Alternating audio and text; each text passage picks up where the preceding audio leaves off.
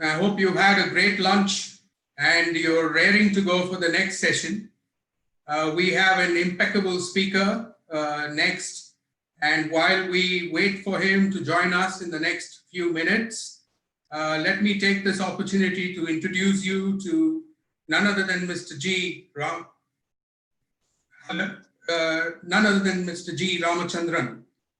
Mr. G. Ramachandran, GR as he's known in circles that we all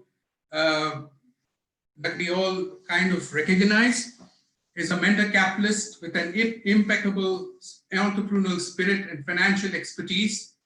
He has evolved beyond spreadsheets and scripted new success stories for the new economy with startups like Gold Gym, Tower Capital, Image Ads, Carox, iGlobal Technologies, Safe House, Serena Spa, and Has Juices and Ideterza. He's on a perpetual quest to explore new horizons of a fast-changing global scenario, and Mr. GR, as he's popularly known, has gone through a metamorphosis from a mentor to a capitalist to an investment banker. At Gold's Gym, GR was spearheading the global fitness leader with his new vision and fiscal stratagem, and recently disinvested his stake and exited after making it a leader in the fitness industry. I'm sure all of us have used the Gold's Gym, and if you use the Gold's Gym, GR is synonymous with the brand. Recently, he's a sector agnostic individual, and he has been behind the successful launch of new brands and retail food brands like Has Juices, which has a consciousness, and he's recently also turned an angel investor and mentor for Conterra, a fintech startup involved in financial literacy of POP UTI on through use of real-time technology. He's co-founder of ZBat, the first cricket bat to introduce better batsmen, where body meets balance, a sports technique that has been active in the digital technology space, and he's a mentor and chairman of InnoServe Digital Solutions Private Limited. There are so many credentials to this man, so please take note as I read out a few more of his credentials.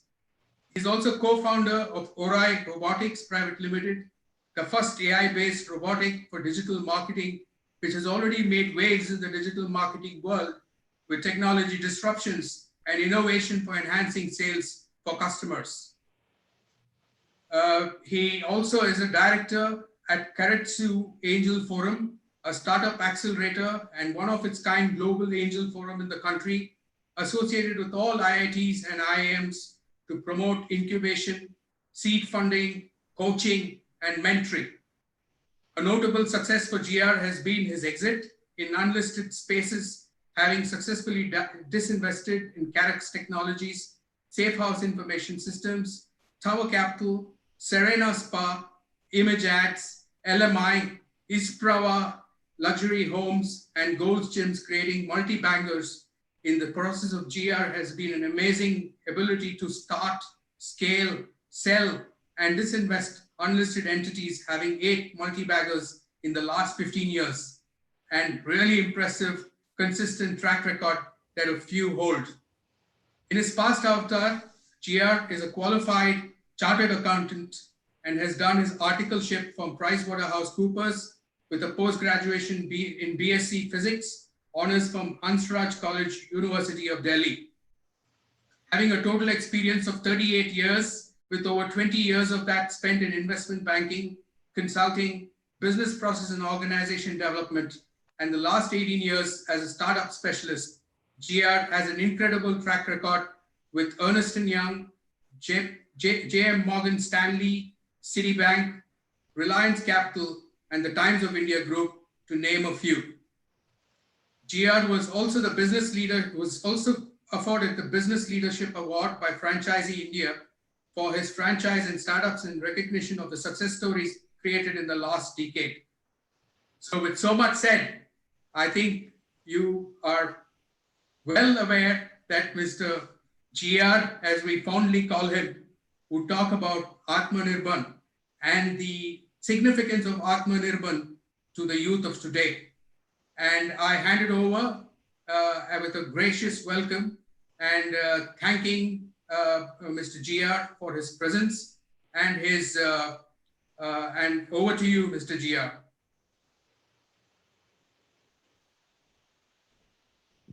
Thank you, Sunil. And also a lot thanks to Deepika. And afternoon, and thank you to YCC for giving me this opportunity and privilege to be addressing this August gathering of the student community, the institutional community, and the individual community, along with industry experts and professionals. I must say one thing. When Ravi, the visionary and pioneer of this entire activity, first called me and said, GR, we are going to do YCC, suddenly I was reminded of ICC and cricket. There was a time when India was not known for cricket. Came 1983 and the World Cup. India won the World Cup from the jaws of defeat. And from there was no looking back. India had only Bollywood as a religion, and soon cricket became the second religion in the country. If people wanted entertainment, they spoke about Bollywood, and in the same breath, they spoke about cricket. Till that time, cricket was a pastime or a hobby. Suddenly, when Ravi told me YCC, I started connecting YCC and ICC. And I told myself, God, today ICC is not the International Cricket Council, but it's an Indian Cricket Council. Because if there is no India, there is no cricket. If there is no Asia, there is no cricket.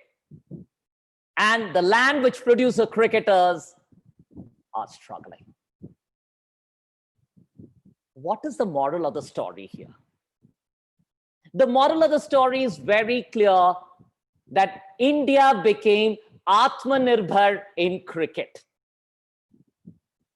And how did it become Atmanirbhar in cricket and make it a multi-billion-dollar industry?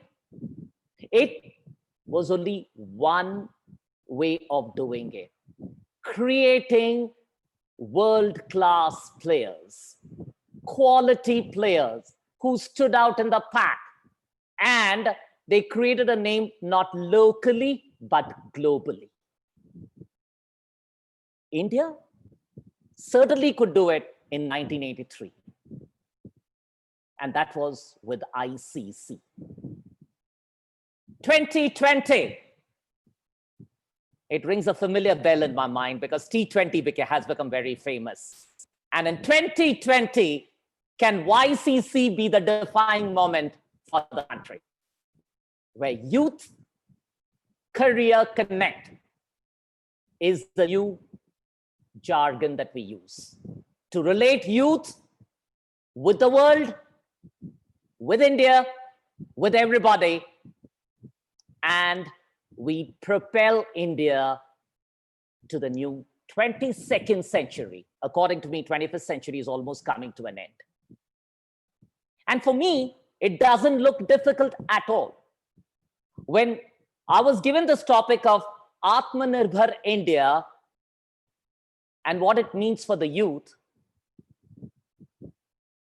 immediately what sprung to my mind very clearly was a fact that India is a land of opportunity, a land of talent, a land of natural resources, and a very fertile area where the minds are very fertile. But what ails thee? Why is it that India has not been able to succeed as it should have been succeeding? What has been the impediment for India to move forward? Can we just go back a little back in history and again take cricket as an analogy? Because cricket is very simple for us. When we played cricket in the 50s, 60s, 70s, up to the 80s, we were playing it only as a game. We didn't play it with passion. We didn't play it with courage of conviction. We didn't play it to win. Play to win was not in our blood. It was not part of our DNA. We are nice people. We are good guys. We like to hear the word that, yes, we are more givers than takers. We love to hear that we are here to serve the people, but we are not here to conquer the world in the right way. There's nothing wrong in conquering the world. But if you do it the right way around, it is good. And even if you have to conquer the world to drive away the wrong ones, as Lord Krishna has told us very many a time, and he tells Arjun very clearly that you have to fight a battle, even if it is their brothers, because the right has to prevail over the wrong. We have to do that. If India has to become Atmanirbhar, you can't have individual brilliance. Our cricket team of the past had individual brilliance and collective failure. And as a result, we found individuals scoring tons of runs and creating records, but then you never found India being the winning team.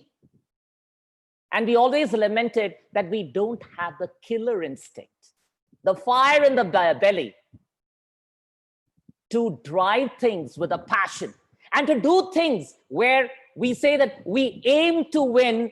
We are not here to participate.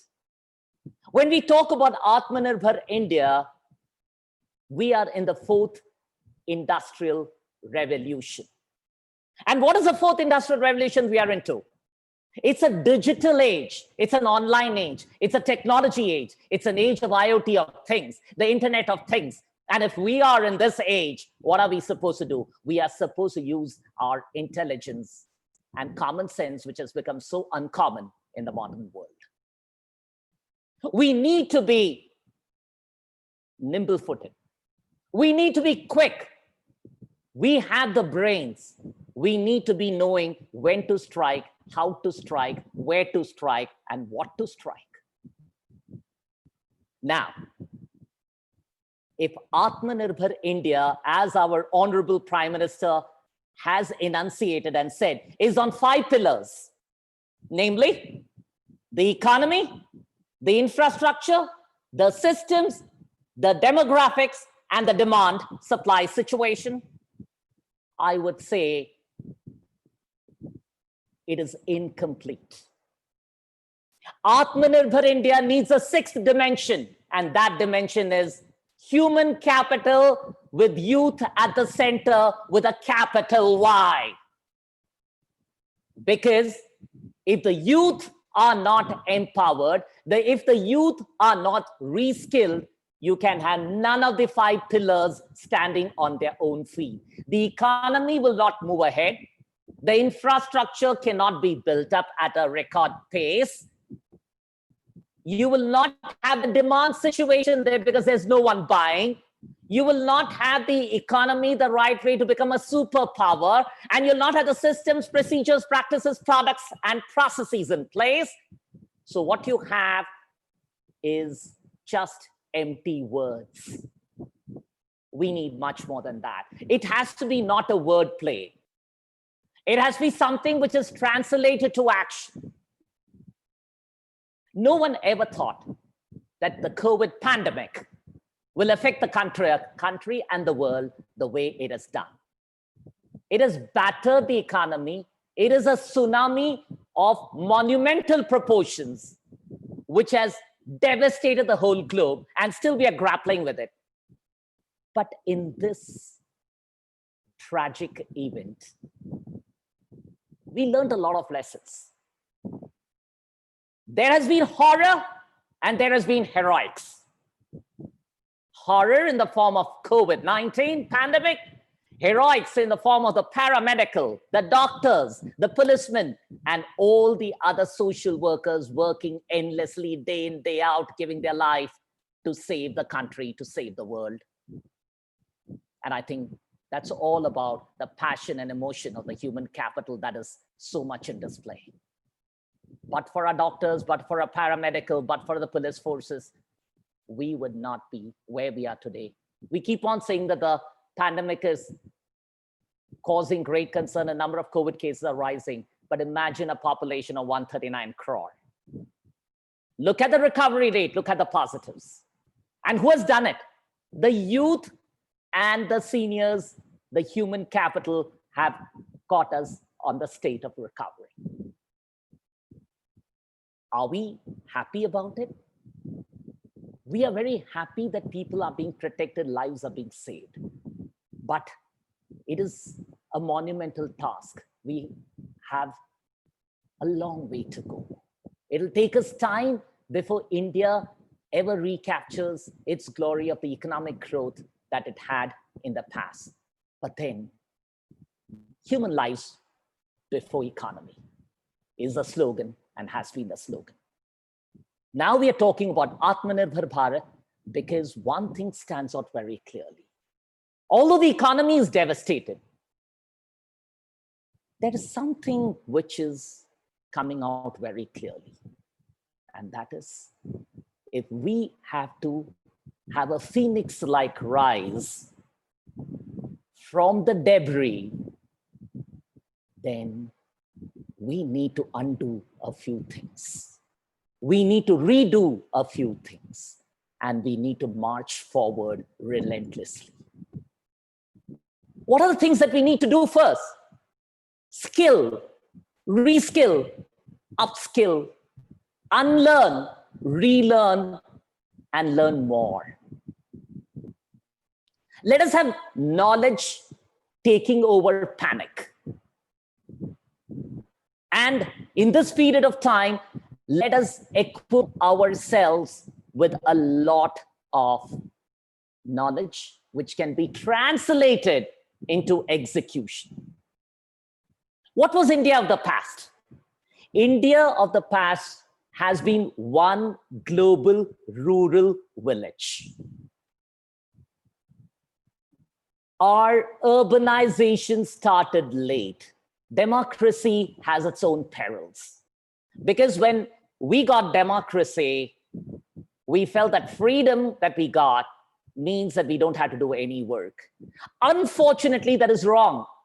Freedom comes with self-discipline. If Mahatma Gandhi and the other political leaders gave us freedom, remember these noble individuals had self-discipline. The Satyagraha was one of rigid self-discipline which forced the Britishers to go out of the country. But when we had freedom, we of our generation and others thought that yes, we have to only study, only academics matter, scoring marks matter, but at the end of the day, the desired outcome was never there. I always keep on saying that it was a case of operation successful, patient dead. And we had that case here. India is a land of abundant talent. The native intelligence is phenomenal in our people.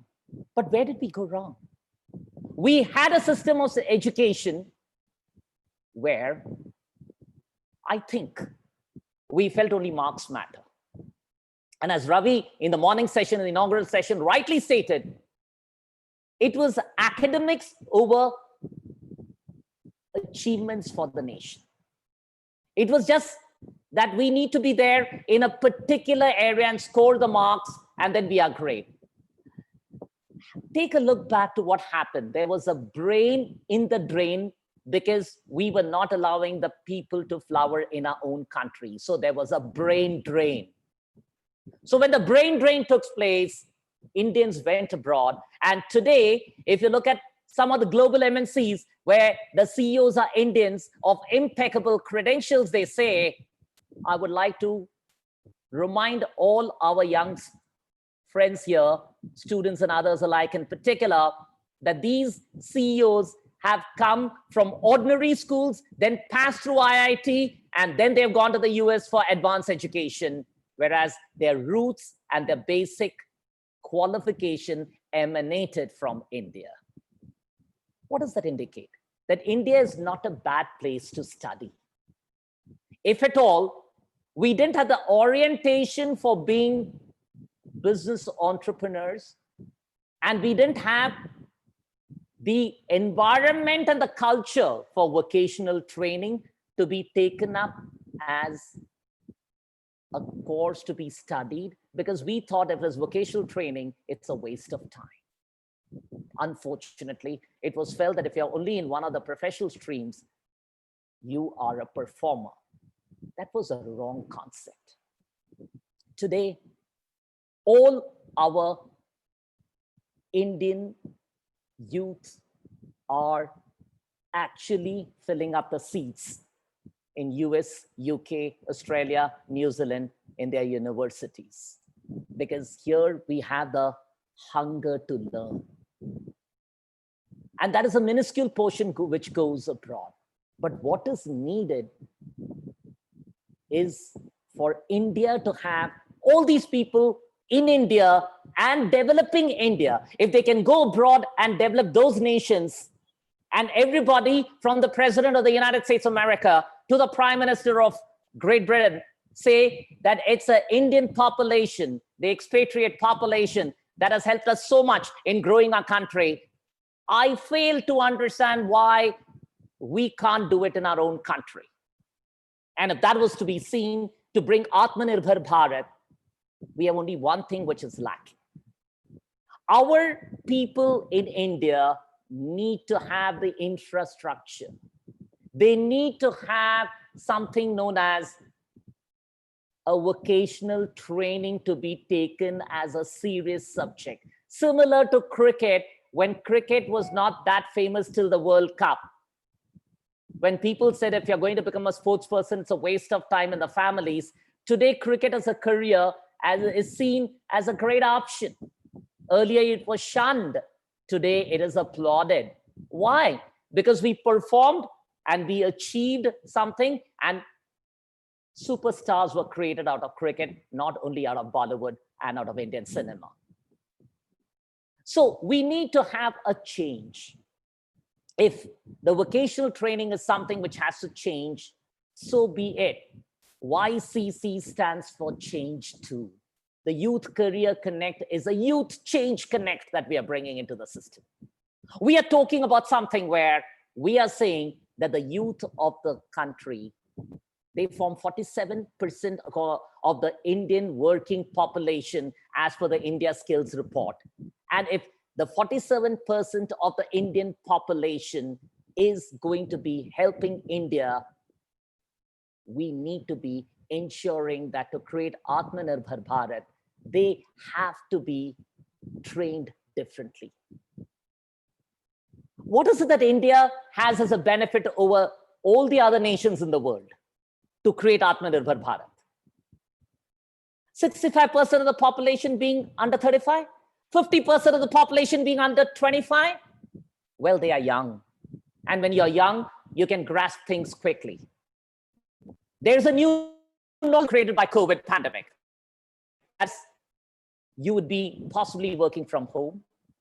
You may possibly be working through more and more out of technology, cloud computing, Internet of Things, digital marketing. All these may become the new areas.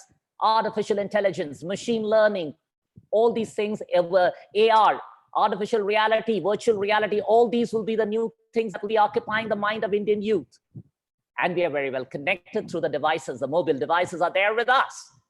If that's the case, are we tripping? Where are we failing? And why are we failing? We have had what I term as an unfortunate lapse on our part, the chalta hai attitude. If nothing happens, it's okay, we tried. If we are not able to do something great, we say, okay, we tried, we didn't succeed, that's fine. If you're asked to do a task, we tend to do the task and leave it there. Now, where are the centers of excellence for learning? Where are the centers for research and producing new products of global order, of a quality never seen before? Why is it that we are looking at the West only to produce it? I go to the IITs. I went to IIT Delhi, I went to IIT Mumbai, I went to IIT Kanpur and Kharagpur. Trust me, the brains are awesome. The way they question the youth, amazing. I went to other engineering colleges. I've been to Roorkee, Kovilpatti, everywhere, engineering colleges in Chennai and in Surathkal and all those places. And what did I find? A very, very scientific mind, a mind which is full of questioning, a mind which asks questions. Unfortunately, the environment is conducive for questions. They have pressing problems. Financial position is weak. We don't have a culture which tells you that you can question and you can find solutions. And we don't have a culture of saying that we need to be relearning so that we can not only become employable, but can be self-employable. We can be entrepreneurs. And we can carry it with pride that we became entrepreneurs. We dare to dream. We need to dream. We dare to dream, and we will dream. That part of the story I found is the missing link. Is India ready for that? This pandemic has given an opportunity for India to wake up. It's a clarion call to wake up and smell the coffee. According to me, the youth have to change a little bit from being the argumentative Indian to long discourses of just chatting and talking. We need to become more careful in listening, in better communication, in cross-cultural communities being recognized, respected, in terms of ensuring that we are at the cutting edge of technology in terms of knowledge, and above all, we have the emotional intelligence in place along with the high intelligence quotient that we naturally possess, and we are equally good as human beings as in academics, so that we don't compromise on the principles of ethics and practices, because in the long run, there is no economics without ethics. The economy is battered. And in a battered economy, be it India or worldwide, is there light at the end of the tunnel? Of course, yes. And why do I say so with a lot of passion and intensity and with a degree of conviction? I feel that even this COVID crisis, India could produce PPE, the protective personal equipment, to not only be serving the Indian patients, but abroad too. It could produce the tablets that were so much needed by the United States of America when President Trump asked for it, and Prime Minister Modi gave it immediately. Hydroxychloroquine tablets. I feel that we produce ventilators. The automobile companies have innovated to produce ventilators. And Karnataka and Bangalore in particular, the hub for IT innovation, has created more products in the COVID period to battle the COVID pandemic. I feel very reassured that the youth of this country is working towards a better India. Now, what do they need? They need direction. They need guidance. They need mentoring. And above all, they need an opportunity to display their wares and their capability. And we have everything then going forward for an Atmanirbhar India. What is Atmanirbhar India? Atmanirbhar India is nothing but being self-reliant, and from oil to engineering to every other product is produced in the country, and we have a sufficient domestic demand which can pick up entire produce, and we are self-sufficient. Our balance of payment turns surplus, and fortunately for us, we don't even have to be an exporting nation if we want to be an Atmanirbhar India. How's that for a change? Because a country like China, with a geriatric population, an aging population, looks at only exports for survival. Otherwise, its factories are lying waste.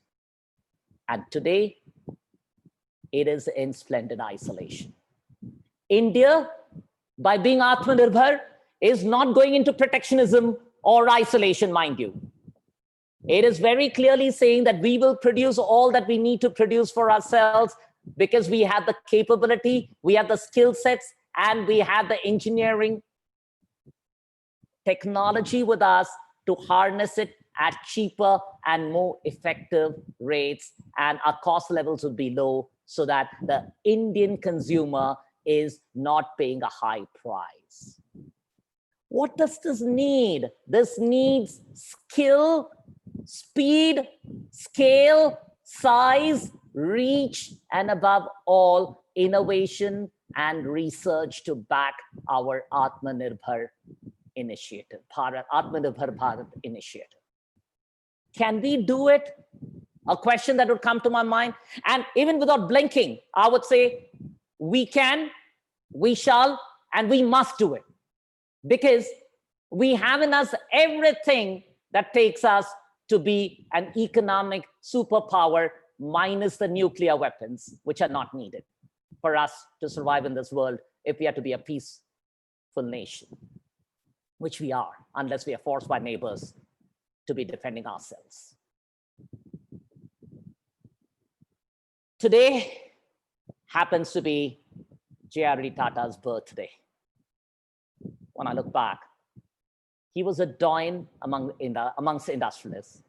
But one thing which stood out, which I'll never forget, when he addressed a press some years ago, was he was asked what was his biggest regret in life. Nationalizing Air India was the biggest regret in my life, is what J.R.D. Tata had to say. And why did he say that?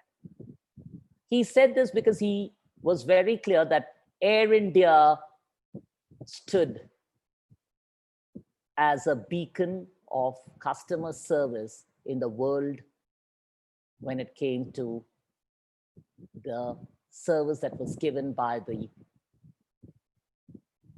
Air India crew, cabin crew, and the pilots when they were flying Air India. So much so that when Singapore Airlines was set up, they sought the assistance of Air India to help them set up their customer service section, because they felt that grooming and etiquette comes naturally to Air India.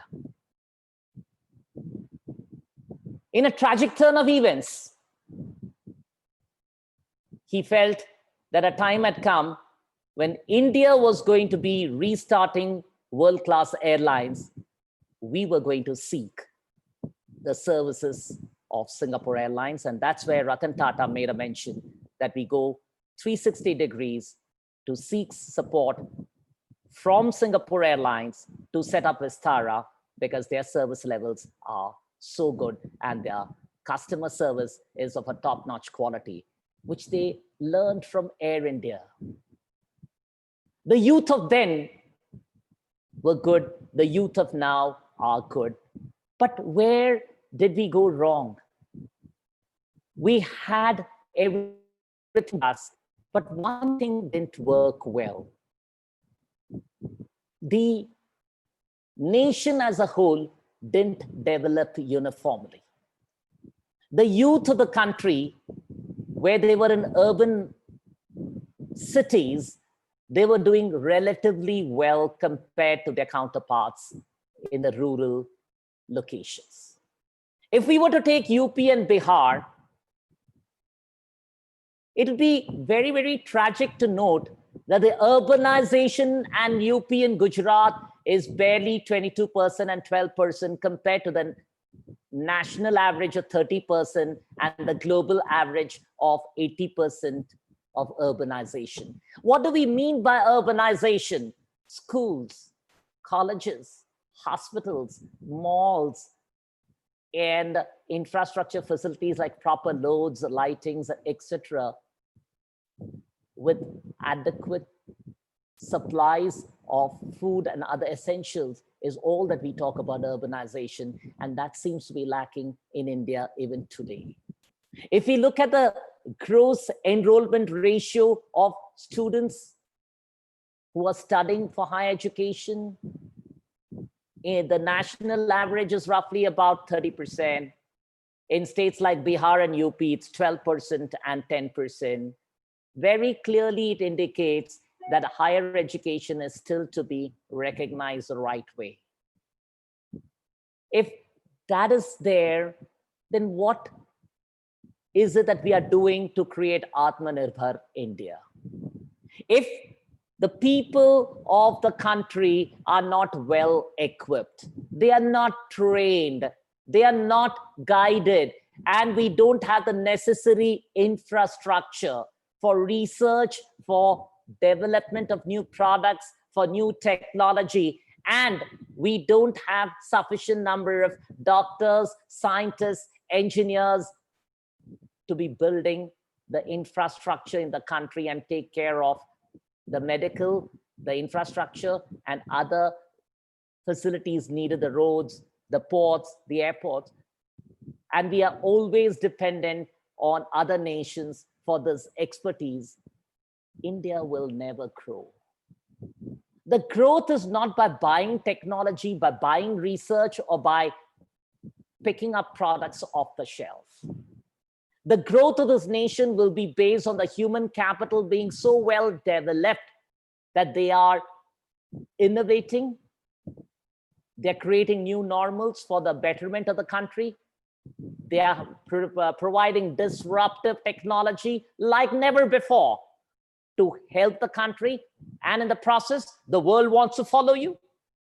And you're bringing methods by which the environment can be safe, global warming is reduced, energy consumption is less, and we have the engineers, the technology guys, the scientists all working together as a team to, along with the government, and saying that when we are creating an economically prosperous India based on self-reliance, then we do have something known as an excellent infrastructure in place. We have a brilliant environment for research and development. We have great schools and colleges so that we don't have to go to the West for advanced learning. We have the best hospitals with the latest know-how and also the best equipment, also produced locally, because we are capable as engineers and scientists to do that.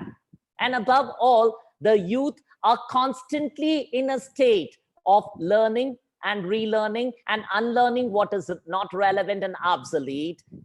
And we always keep in mind that there's a wonderful word in the English language, and that word is knowledge, where one can be selfish in gaining knowledge and selfless in giving back knowledge, and ensure that the country is constantly in a state of progress. It is not in a state of suspended animation. We need to understand that when we are unlocking the economy, the government faces a conundrum. It's going to have a lot of problems how to unlock the economy after the lockdown is removed. Sometime or the other, it has to be removed. It's our people who are going to give us the strength. And in the process, I think technology is going to play a very big role. No longer is it going to matter that we are following one stream of learning or the other stream of learning. It can be science, arts, commerce, you name it. It depends on the area that you like and the area you'd love to excel. Make no mistakes. Whatever line you choose, you have to excel. Once you excel, it's very simple that once you excel, then you collectively make the nation economically powerful because you have the knowledge platform created. And when we create the knowledge platform and then convert the knowledge into solutions impacting the people, the processes, and the economy, what we have done is we have actually created a truly new Bharat, a truly new India. And when we create such a new India, it's not created by just buying things. It's created by the people of this country. And I mean by the people of this country, it is going to be the youth. To me, the youth is the future. You are the future of the country. You are leaders of tomorrow. You are the people who are going to take the nation to the next level. Fortunately, internet has ensured that we have information flowing to us, not as a third world country, but as a first world country. But we need to remember we can't live in a country where we are getting technology and information as a first world country and behave like a third world country where we have a complex, where we feel that we have to look at the West every time for answer, or we have to look at China for all the inputs. We need to learn what other countries have done right. We need to change from complacency and not bothering about quality to becoming ruthless in our quest for quality, and to be creating centers of excellence for learning. And even as youth, we need to be ensuring that our brains are ticking all the time to be doing something innovative. Yes, there are struggles. I would not say there will not be roadblocks. There are roadblocks, there will be roadblocks, but people have overcome roadblocks to make stupendous progress. I don't think that youth of India are any way less competent than anyone else in the world. To my mind, youth of India reflect the future of India. Youth of India will certainly create Atmanirbhar Bharat. The youth of India will have to be at the forefront of the fourth industrial revolution that is taking place, where technology is dictating things. Technology is guiding us the way we buy things. Online buying has become a norm post the COVID period. The work culture has changed. People are working from home. Youth are becoming more productive from home. And more importantly, we are using new methods of marketing. Online digital marketing is the in thing where the youth excel. Gone are the old days where newspapers and advertisements would work. Gone are the old days when advertisement agencies, large, old advertisement agencies would have their way in terms of saying we are creative, but without giving us the necessary bang for the buck. It's going to be the digital age, the digital world, the digital marketing, and the youth attached to the digital world who understand devices so easily, who are so much attached to the devices more than to the human beings. And I think somewhere along the line, the youth of the nation have to convert all these strengths into a major economic movement and create Atmanirbhar Bharat. It is never going to be too late to start afresh. And as a result, YCC has been in the forefront of this movement, wanting to have youth first rightly identified according to their skill sets, then guiding them where they need to be reskilled if needed, and then telling them where their interests lie and what is the potential in those interests in the Indian market, and help them take it forward to the next level so that we create qualified professionals to take India to the next level, create an economic superpower. My conclusion is that if China could create an industrial revolution in the form of products, India has the ability to be creating the digital revolution by creating innovative products through the IoT of things, and the youth at the forefront.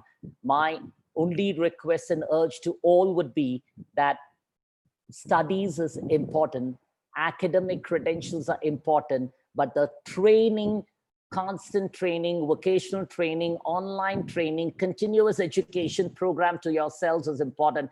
Continuous learning is important so that at the end of the day, you're better equipped to face this world which is full of uncertainty. And to face a world of uncertainty and risk, knowledge is the only weapon that can help you not survive, but surpass all these roadblocks and take you to the next level and create a better individual out of you, make you a competent professional, and make India a super economic power, and Atmanirbhar Bharat will not be a mere slogan, and Made in India will not be a mere slogan, because then it would be a movement that has happened in India by the youth for India, and not because someone forced it upon us. And let us be very clear that whenever something is forced on us, we don't take it very easily, but something which we absorb in our system and we like it, we actually make it a way of life. It becomes a habit. It grows with us. If technology is what is a passion of this country, services is what is a passion of this country, if doing things through technology is how we guys have identified ourselves, and very, very often I've heard with great pride the Americans and the Britishers telling me we have been Bangalored. I love those words because it tells me that Bangalore has been the center of excellence for technology, and we have created similar hubs elsewhere. The youth have created all that. It's not the older generation that created, because older generation is hardly knowing technology. And I would say that if Atmanirbhar Bharat has to be created, youth has to be at the forefront. We need to be understanding that language is not a barrier for competence or capability. It is the knowledge that is needed to be absorbed, and we can take it forward to the next level.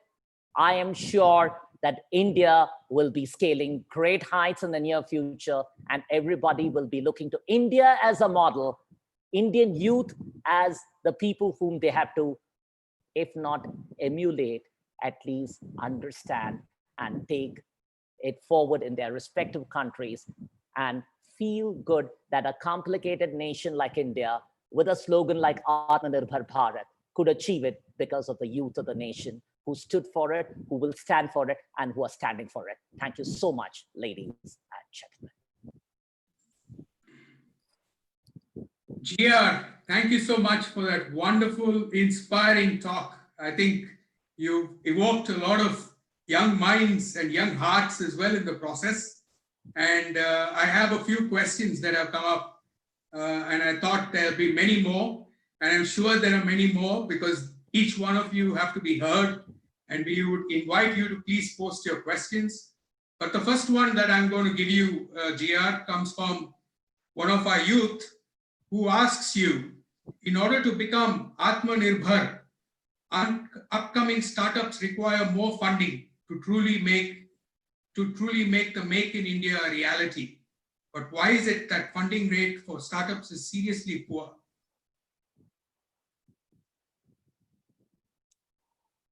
I think it's a very valid question. Unfortunately, in India, startups have not been given the measure of respect that it deserves.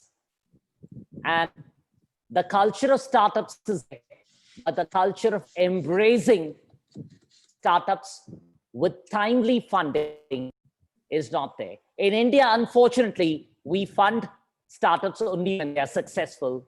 I would agree that startups have to be funded even at the ideation stage, and hence YCC is taking a small step in its startup quest, creating future stars by saying, bring your ideation and let us start with funding your ideation. Right. I think well said. Thank you so much. And that's an opportunity for all the youth listening to us. 13th and 14th, y'all are there. Y'all can present yourselves for y'all to get funding for an ideation, I repeat. Right. So the future stars are going to be here, and the future stars 13th and 14th, please mark your calendars. And today, end of the day, is the last, is the closing in time for that submission. So please ensure that you have your submission made. Yeah, Deepika, you want to take the next question that we have?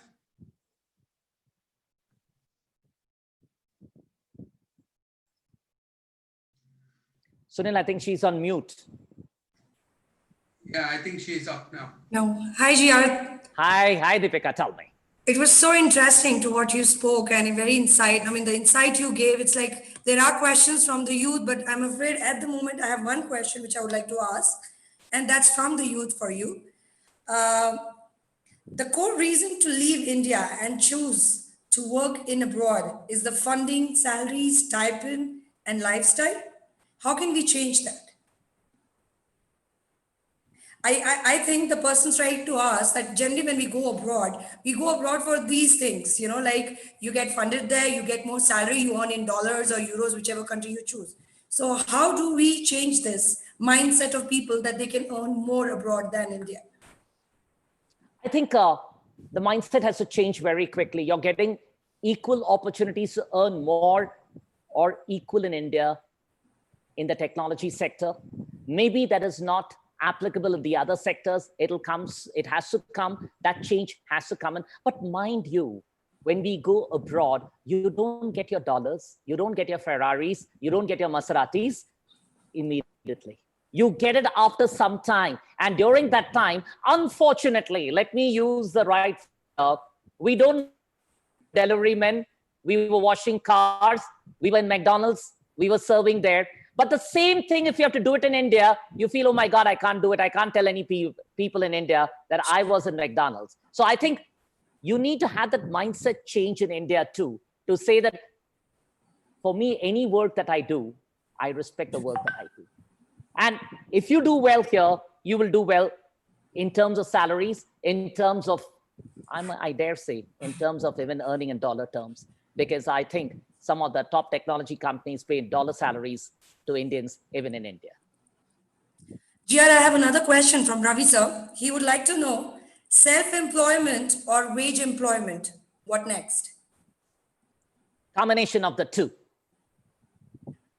Self-employment will be coming, but there will be case where people will be getting disoriented, a bit disgusted, disgruntled, saying that things don't move. So when they don't move, people say, better not take the risk, because the Indians by nature are risk averse. And we always, even now, as I sit and talk to you, I have seen many of the parents saying that I put my child in 200 courses. And I don't know what they're doing. The child is more busy and the mother is very busy and the father is busy, always telling the child more and more courses, more and more for less and less. True.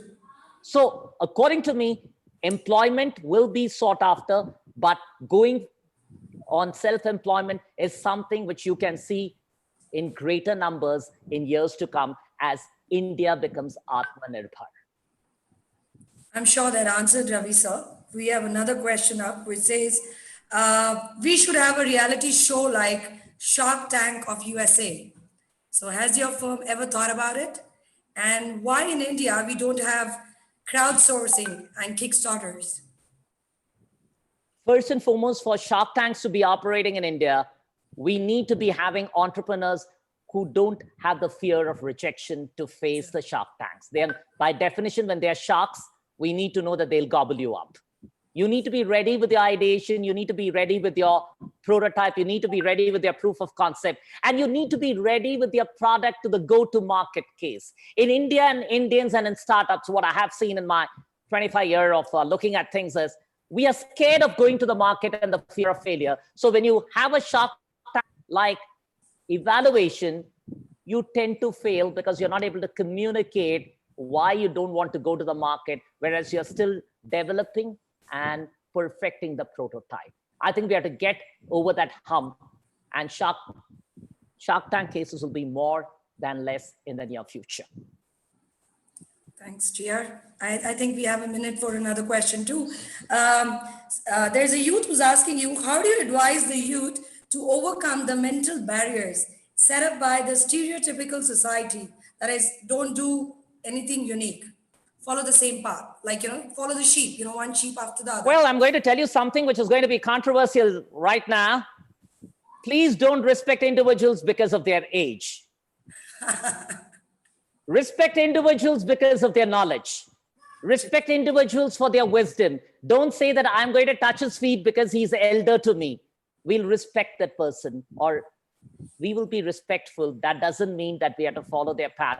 Because I have always told people, when they used to ask me, I used to tell them that you can't guide me when you have not experienced what it is, because you have not been through those centers of learning. You have not done so much of education. You have not gone to the life of being a startup guy or to be on your own. So my suggestion is, it could be your parents. With due respect, you love your parents, but don't go to the extent of respecting them for their age and saying they tell you to do this blindly. I'm going to do it. And I'm going to put it on record today for the first and last time that when I did my physics honors, I was asked to do CA.